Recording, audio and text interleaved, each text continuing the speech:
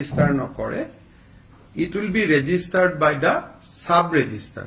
আমাৰ যেটা সৰকাৰি বিষয়াই এই বিয়াখন ৰেজিষ্টাৰ কৰিব। কিন্তু বিয়া সম্পন্ন কৰাৰ যেটো অধিকাৰ সকলো ধৰ্মৰে আছে। বিয়া যেনেকৈ হিন্দুত বামুণে বিয়া পাতে, শংকৰ সংঘত তেওঁলোকৰ নিয়মত বিয়া হয়।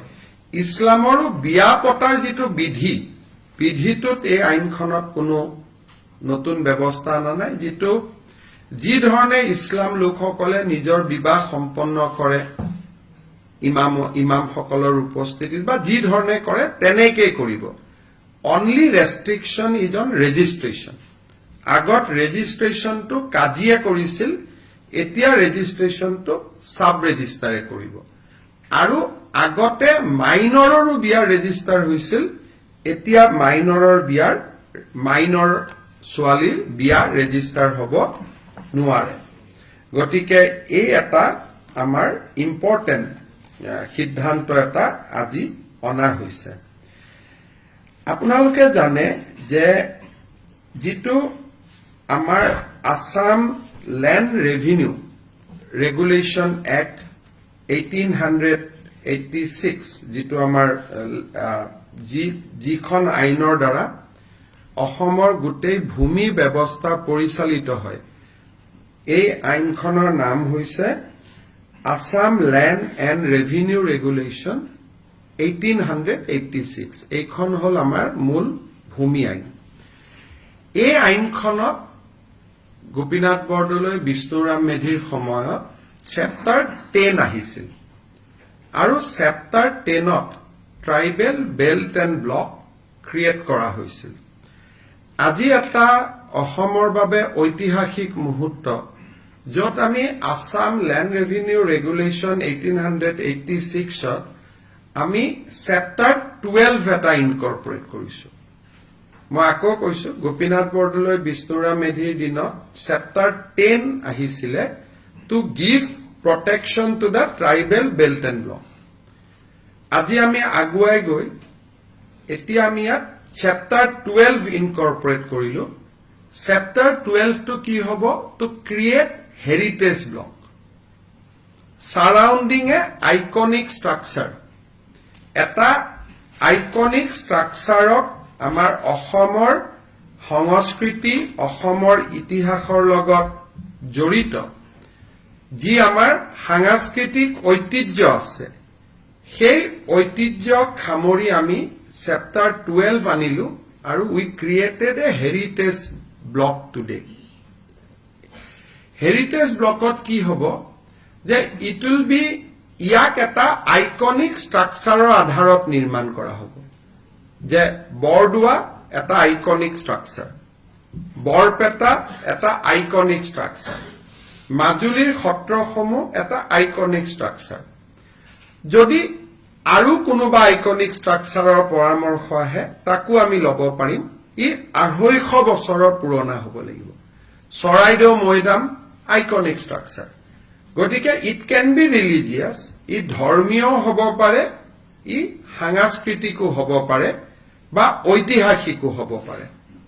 ইয়াক আমি এটা আইকনিক ষ্ট্ৰাকচাৰ বুলি ধৰি ল'ম আৰু এই আইকনিক ষ্ট্ৰাকচাৰটোৰ 5 কিলোমিটাৰ এৰিয়া আমি প্ৰটেক্ট কৰিম।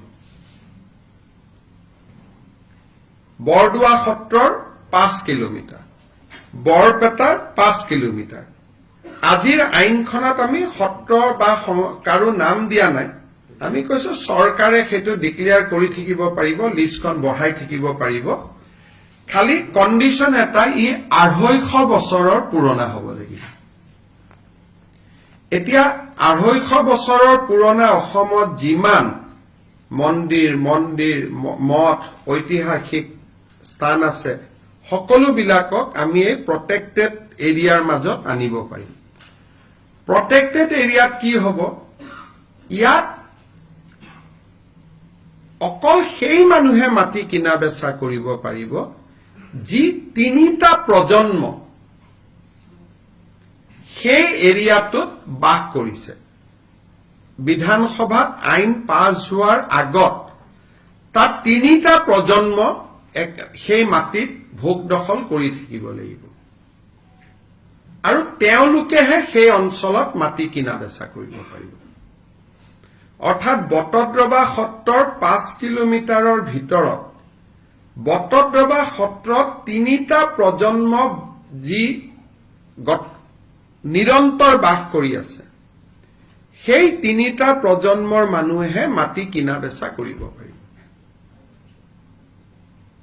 বৰপেটা সত্ৰখনক যদি আমি চেণ্টাৰত লৈ লওঁ, বৰপেটা সত্ৰৰ 5 কিলোমিটাৰ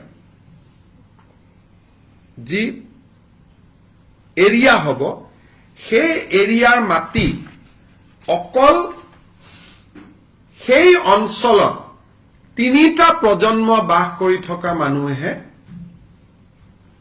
সেই মাটি কিনা বেচা কৰিব পাৰিব। মোৰ অসমত 3টা প্ৰজন্ম হলে নহব, সেই নিৰ্দিষ্ট হেৰিটেজ ষ্ট্ৰাকচাৰটোৰ 5 কিলোমিটাৰৰ আশে পাশে মোৰ 3টা প্ৰজন্ম হ'ব লাগিব। অৱশ্যে যোনে ইতিমধ্যে মাটি কিনি লৈছে তেওঁলোকক উচ্ছেদ কৰাৰ কথা নুঠে, কিন্তু কাবাৰ যদি মাটি ৰেজিষ্ট্ৰেশ্যন হোৱা নাই, একচনীয়া পট্টা হৈ আছে বা কিবা হৈ আছে, আইনৰ গণ্ডিৰ ভিতৰত আহি যাব। যদি অলৰেডি ৰেজিষ্ট্ৰেশ্যন হৈ গ'ল, ক্লিয়াৰ পজিশ্যন হৈ গ'ল, তেতিয়া বেলেগ কথা। এই আইনখনত বৰ্তমান আমি কিন্তু মাজুলীৰ ক্ষেত্ৰত এটা এক্সেপশ্যন আছে। বৰপেটা সত্ৰৰ 5 কিলোমিটাৰ, কিন্তু মাজুলী গোটেই জিলাখনকে আমি এইটো এৰিয়াত আনিছো। কাৰণ আমি ভাবো যে দলং দুখন নিৰ্মাণ হোৱাৰ পিছত মাজুলীত বহুত ব্যৱসায়িক উদ্যোগিক প্ৰতিষ্ঠান আদি গৈ মাজুলীৰ আধ্যাত্মিক ঐতিহ্যটো বিনষ্ট কৰি দিব পাৰে। সেইকাৰণে মাজুলীৰ মাটি এতিয়াৰ পৰা মাজুলীত 3টা প্ৰজন্মই যি বাস কৰিছিল তেওঁলোকেহে কিনা বেচা কৰিব পাৰিব। মাজুলীৰ ক্ষেত্ৰত সেই এক্সেপশ্যনটো অনা হৈছে, বাকীৰ ক্ষেত্ৰত 5 কিলোমিটাৰ, কিন্তু মাজুলীৰ ক্ষেত্ৰত পুৰা জিলাখন। ইয়াত যদি কোনোবাই, এতিয়া আমি কামাখ্যাৰ কথাটো অনা নাই, কিন্তু কালি যদি কোনোবাই কৈ দিয়ে কামাখ্যাকো ডিক্লেয়াৰ কৰক, কৰিব পাৰে। কিন্তু প্ৰথম পৰ্যায়ত আমি বৰপেটা, বটদ্ৰৱা আৰু মাজুলীক লৈ আমি আগবাঢ়িব খুজিছো। আৰু মই ভাবো যে এই আইনখন যদি বহুত দিন আগতে পাছ হলহেঁতেন, আজি বটদ্ৰৱা বা বৰপেটাৰ পৰিৱেশটো সম্পূৰ্ণ এটা বেলেগ হৈ থাকিলহেঁতেন।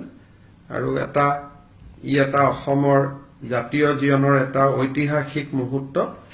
আৰু আমি এনে এখন আইন বিধানসভাত আনিম আপোনালোকক জনাবলৈ পাই মই নিজেও গৌৰৱ অনুভৱ কৰিছো। আজিৰ কেবিনেটে আৰু এটা মানুহৰ জীৱনৰ লগত জড়িত খুব ইম্পৰ্টেণ্ট সিদ্ধান্ত লৈছে যে আমাৰ ট্ৰাইবেল বেল্ট এণ্ড ব্লকৰ বাহিৰতো শিডিউল ট্ৰাইব আৰু শিডিউল কাষ্ট মানুহ গাঁও পাতি বাস কৰে। আৰু য'ত 80% এণ্ড এবভ শিডিউল কাষ্ট বা শিডিউল ট্ৰাইব মানুহ আছে, সেই গাঁওবিলাককো আমি micro tribal belt and block কৰিব খুজিছো,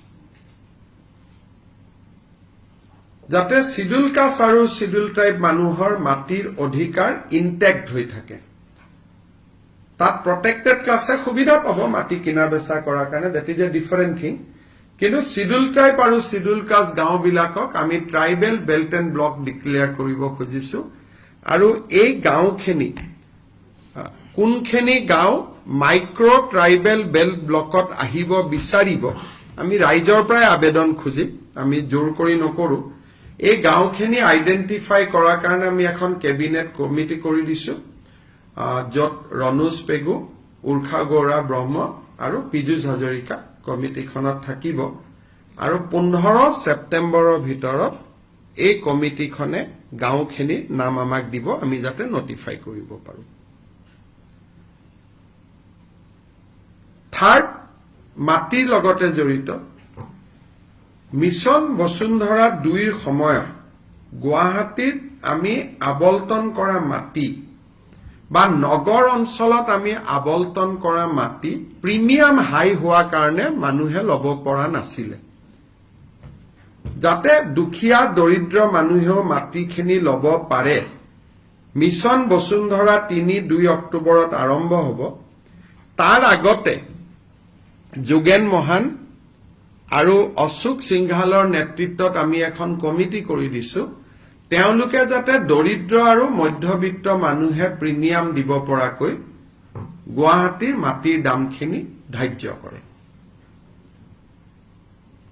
গুৱাহাটীত চৰকাৰী মাটিত বাস কৰি থকা মানুহ ডিব্ৰুগড় তিনচুকীয়া তেজপুৰ গাঁৱত আমাৰ 1000 টকা ফিক্সড আছিলে কিন্তু টাউনত প্ৰিমিয়ামটো মাৰ্কেট ভ্যালুত আমি লব খোজা কাৰণে বহুত মানুহে মাটিটো লব পৰা নাই সেইকাৰণে দৰিদ্ৰ আৰু মধ্যবিত্ত মানুহে লব পৰাকৈ আমি মাটিৰ প্ৰিমিয়াম ৰেটটো আমি ধাৰ্য কৰিব খুজিছো আৰু তাৰ কাৰণে মন্ত্ৰী অশোক সিংঘাল আৰু আমাৰ মন্ত্ৰী যোগেন মহানক দায়িত্ব দিয়া হৈছে আজিৰ কেবিনেটত আমাৰ জীৱিকা সখী বাইদেউসকল আছে কিছু জীৱিকা সখী 5242 গৰাকী বাইদেৱে স্কুটি পোৱা নাছিল তেওঁলোকক আমি একোখনকৈ স্কুটি দিবৰ বাবে সিদ্ধান্ত গ্ৰহণ কৰিছো কিছু ট্ৰান্সপোৰ্ট টেক্সত আমাৰ হাল খলনি আছে বিশেষকৈ ই-ৰিক্সা আদি সহায় কৰাৰ কাৰণে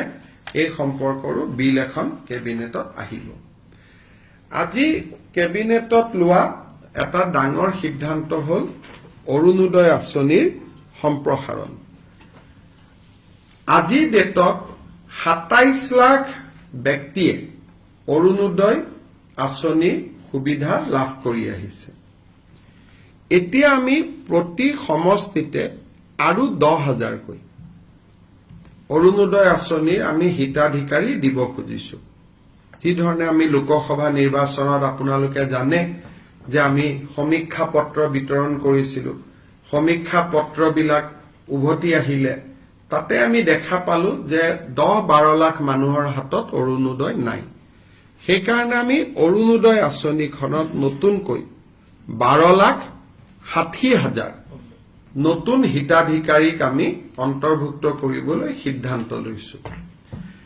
ই অৰুণোদয় 3 নামেৰে জনাজাত হ'ব অৰুণোদয় 2ৰ বেনিফিচিয়াৰী সকলেও 3ৰ বাবে নতুনকৈ আবেদন কৰিব লাগিব আৰু 3ত নতুনকৈ আবেদনকাৰী অন্তৰ্ভুক্ত হ'ব এই অৰুণোদয় 3ৰ প্ৰক্ৰিয়াটো 15 ছেপ্টেম্বৰৰ পৰা আৰম্ভ হ'ব আৰু আমি 1 ফেব্ৰুৱাৰীত নতুন হিতাধিকাৰীসকলক আমি অৰুণোদয় আঁচনি দিয়া আৰম্ভ কৰিম তেতিয়ালৈকে পুৰণা অৰুণোদয় হিতাধিকাৰীসকলে নিৰন্তৰভাৱে অৰুণোদয় পাই থাকিব কিন্তু যেতিয়া 1 ফেব্ৰুৱাৰীত আমি নতুন অৰুণোদয় দিব যাম পুৰণা বেনিফিচিয়াৰী দুই এজন হয়তো তেওঁলোকৰ কোনোবা ঘৰত চাকৰি পালে কোনোবা ঘৰত গাড়ী কিনিলে বিভিন্ন কাৰণত তেওঁলোকে নাপাব কিন্তু এইবাৰ অৰুণোদয় এটা আমাৰ কন্ডিশন হল যে ৰেশন কাৰ্ড থকা মানুহে অৰুণোদয় পাব ৰেশন কাৰ্ড নাথাকিলে অৰুণোদয় নাপায় ৰেশন কাৰ্ড থাকিলে অৰুণোদয়টো কিয় পাব ৰেশন কাৰ্ডবোৰ আধাৰ লিংক গতিকে অটোমেটিক অৰুণোদয়টো তেতিয়া আধাৰ লিংক হৈ যাব নহলে মই যোৱাবাৰ আপোনালোকক কৈছো যে বহুত সময়ত কিছু অৰুণোদয় বেনিফিচিয়াৰী কিছুমান মানুহৰ নাম সোমাইছে যাক বিচাৰি পাব দিগদাৰি হয় পিছত কেবিনেটত বহুত দিনৰ পৰা আপোনালোকে জানে মই আচৰিত হৈ আছিলো মাজে মাজে চিন্তিত হৈ আছিলো আমাৰ লুৰিণজ্যোতি গগৈ আৰু জগদীশ ভূঞাই মাজে মাজে পেপাৰ আৰু টিভিত কৈ থাকে যে আমি শংকৰদেৱ বঁটাটো দিয়া নাই আপোনালোকে শুনি থাকে তেতিয়া আমি সুধিছিলো যে কিয় শংকৰদেৱ বঁটা দিয়া নাই দিয়াটোতো আমাৰ কোনো আপত্তি নাই তেতিয়া আমি গম পালো যে 2008 চনত কংগ্ৰেছ চৰকাৰে এটা সিদ্ধান্ত ললে যে শংকৰদেৱ বঁটা বছৰে বছৰে দিয়া নহব 3 বছৰতহে এবাৰ দিয়া হ'ব ইমান দিন আমি এনে গালি খাই আছিলো অথচ তেওঁলোকৰে কংগ্ৰেছ সহযোগী জগদীশ ভূঞা আৰু লুৰিণজ্যোতি গগৈ আমাক গালি পাৰি থাকে যে 3 বছৰ শংকৰদেৱ বঁটা দিয়া নাই 3 বছৰ শংকৰদেৱ বঁটা দিয়া নাই আচলতে 2008 চনত কংগ্ৰেছ দলে এটা সিদ্ধান্ত ললে যে আমি 3 বছৰৰ মূৰে মূৰেহে শংকৰদেৱ বঁটা আমি দিব পাৰিম। সেইকাৰণে 2011ত কনকসেন ডেকাক দিছিলে, 2008ত শৰ্মিলা টেগুৰক দিছিলে, 9-10 দিয়া নাছিলে। আকৌ 2014ত ML ভাৰাদে পাণ্ডেক দিলে, 12-13 দিয়া নাছিলে। সৰ্বানন্দ সোণোৱালৰ চৰকাৰেও তেনেকে 17 আৰু 20ত দিলে, বশিষ্ঠদেৱ শৰ্মা আৰু ভৱপ্ৰসাদ চলিহা। এতিয়া 3 বছৰ হৈ গ'ল, 2023। গতিকে 2023 চনৰ শংকৰদেৱ বঁটাৰ বাবে আমি বিশিষ্ট নৃত্যবিদ সোণাল মানসিঙক আজি এক্সপাৰ্ট কমিটিৰ অপিনিয়ন মতে আমি নিৰ্বাচিত কৰিছো। গতিকে ইমান দিন আমি এনেই গালি খাই আছিলো, আজিহে এইটো 86ত আৰম্ভ কৰোতে এজিপিৰ দিনত এইটো বছৰে বছৰে আছিলে, বাৰ্ষিক বঁটা আছিলে। 1986ত আৰম্ভ কৰিছিলে, প্ৰথম বঁটা কীৰ্তিনাথ হাজৰিকাই পাইছিলে, 87ত ভূপেন হাজৰিকাই পাইছিলে, 88ত সত্যজিৎ ৰয়ে পাইছিলে, এনেকে 89ত মহেশ্বৰ নয়গে পাইছিলে। কিন্তু 2008ত কংগ্ৰেছ চৰকাৰে যি কাৰণে নহওক কিয় সোণাল মানসিং, জানে তেওঁ পদ্মশ্ৰী হয়, ৰাজ্যসভাৰ সোণাল মানসিং, পদ্ম বিভূষণ হয় তেখেত সোণাল মানসিং। 3 বছৰত দিয়াৰ চিষ্টেমটো 2008ত কংগ্ৰেছ চৰকাৰৰ দিনত আৰম্ভ হৈছিলে। গতিকে আমাক মিছামিছি ইমান দিন আমি গালি খাই থাকিলো, আজি কেবিনেটত কথাটো ওলালে।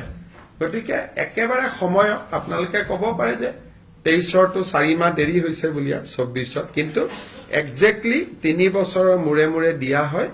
গতিকে আমি সোণাল মানসিঙক দিবৰ কাৰণে আমি সিদ্ধান্ত লৈছো, আৰু তেখেতে যিটো দিনতে সন্মতি দিয়ে তেনেকে আমি নৱেম্বৰ মাহত আমি এটা অনুষ্ঠান কৰি তেখেতক আমি শংকৰদেৱ বঁটা দিবৰ কাৰণে সিদ্ধান্ত লৈছো। আৰু মই যিসকলে শংকৰদেৱ বঁটাটো আমি দিয়া নাই বুলি আমাক সমালোচনা কৰি আছিলে, তেখেতসকলৰ ওচৰত মই কৈছো যে 3 বছৰে বঁটা দিয়াৰ সিদ্ধান্তটো 2008ত কংগ্ৰেছ চৰকাৰে কৰি থৈ গৈছিলে, আৰু তেনেকে এতিয়া প্ৰতি 3 বছৰৰ মূৰে মূৰে দিয়া হয়, আৰু কোনো 3 বছৰতে এতিয়ালৈকে এইটো মিছ হোৱা নাই।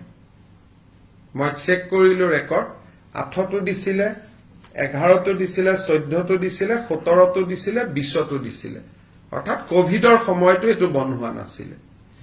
শেষত এটা সৰু কথা যে আমাৰ মাধৱদেৱৰ তিথিৰ বন্ধটো 23 তাৰিখে আছিলে, কিন্তু আমাক সকলোৱে জনাইছে যে এইবাৰ 23 তাৰিখে সন্ধিয়াৰ পৰাহে তিথি লাগিব, একচুৱেল সকলোৱে উদযাপন কৰিব 24 ছেপ্টেম্বৰত।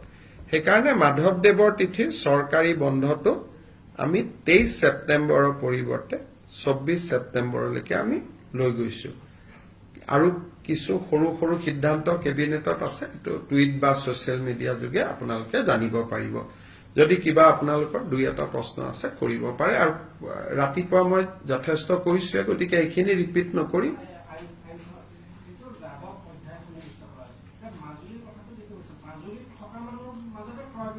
মাজুলীত থকা মানুহৰ মাজত ক্ৰয় বিক্ৰয় হ'ব, আৰু আজি থাকিলে নহ'ব, 3টা প্ৰজন্মৰ পৰা থাকিব লাগিব। বৰপেটাৰ ক্ষেত্ৰতো 3টা প্ৰজন্ম, কিন্তু বৰপেটাত ৰেডিয়াছটো হ'ল 5 কিলোমিটাৰ, বৰপেটা সত্ৰৰ পৰা 5 কিলোমিটাৰ। কিন্তু মাজুলীত যিহেতু বহুত সত্ৰ সিঁচৰিত হৈ আছে, সেইকাৰণে আমি গোটেই মাজুলীখনক প্ৰটেক্টেড এৰিয়া কৰিছো।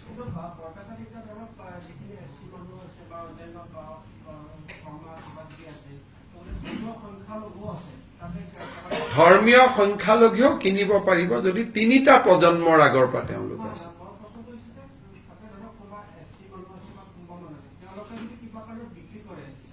তেওঁলোকৰ মানুহে কিনিব লাগিব, বিক্ৰী কৰিব নোৱাৰিব। এতিয়া 3টা প্ৰজন্ম থকা মানুহকহে বিক্ৰী কৰিব লাগিব, তেতিয়া পাৰিব। কিন্তু আমি জানাত 3টা প্ৰজন্ম তাতে থকা মুছলিম সম্প্ৰদায় নাই। 51 চনত তাত কোনো মুছলিম সম্প্ৰদায়ৰ মানুহ নাছিলে। আমি হিচাপ কৰি লৈছো, 3টা প্ৰজন্ম মানে 1951 হ'ব, আৰু বিপ্লৱ শৰ্মা কমিটিৰো ৰিপৰ্ট 1951। গতিকে তিনিটা প্ৰজন্ম মানে ৭৫ বছৰ ৭৫ বছৰ মানে 1951 আৰু 1951ত তাত এজনো ধৰ্মীয় সংখ্যালঘু নাছিলে বটদ্ৰৱাটো নাছিলে সেইটো হল ধৰক উত্তৰ গুৱাহাটীত এখন ট্ৰাইবেল ভিলেজ আছে আৰু পিজু হাজৰিকাৰ গাঁওখনে ক'লো এইটো শিডিউল কাষ্ট গাঁও কিন্তু ট্ৰাইবেল বেল্ট এণ্ড ব্লক নহয় এতিয়া সেইটো আমি ট্ৰাইবেল বেল্ট এণ্ড ব্লক কৰি দিম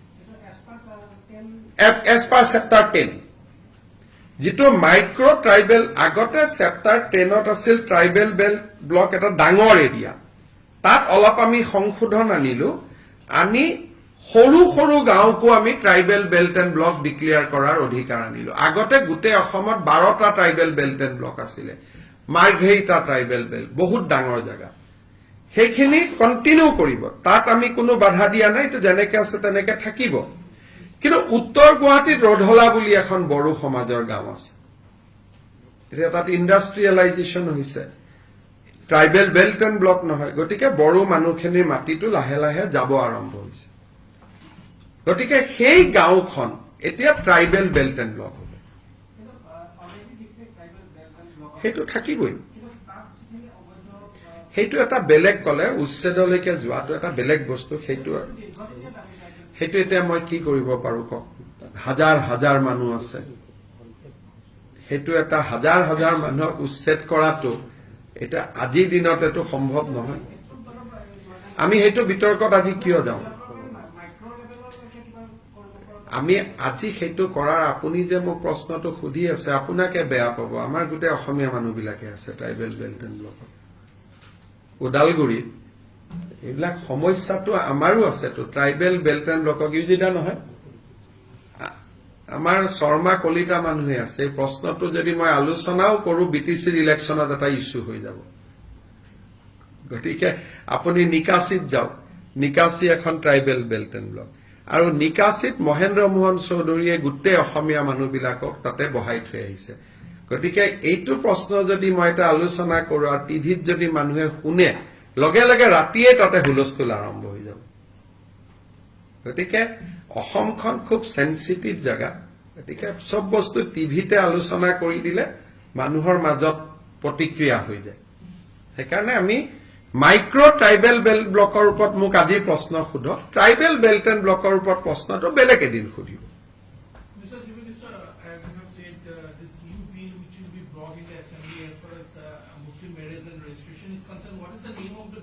The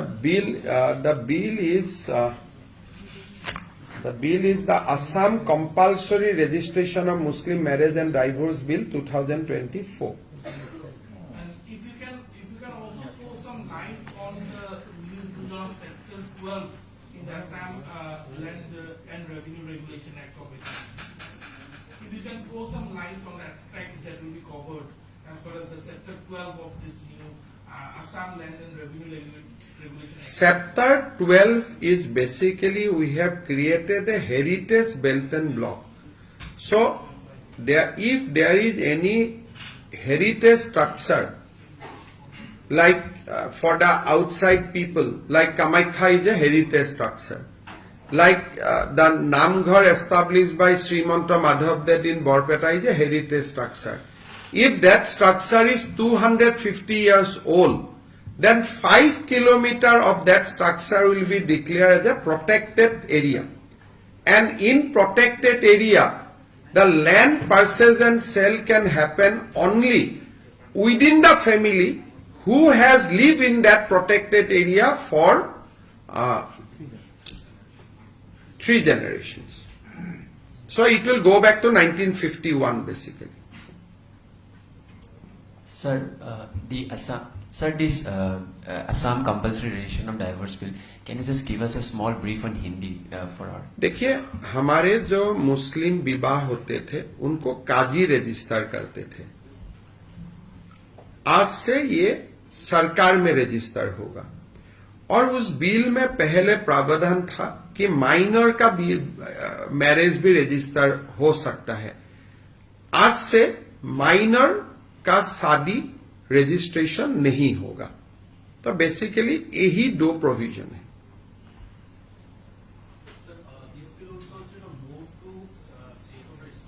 Basically, child marriage. We want to attack on the child marriage.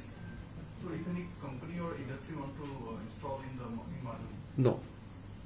But if they want to do something, government can always acquire land. But only government can acquire land. They cannot do anything.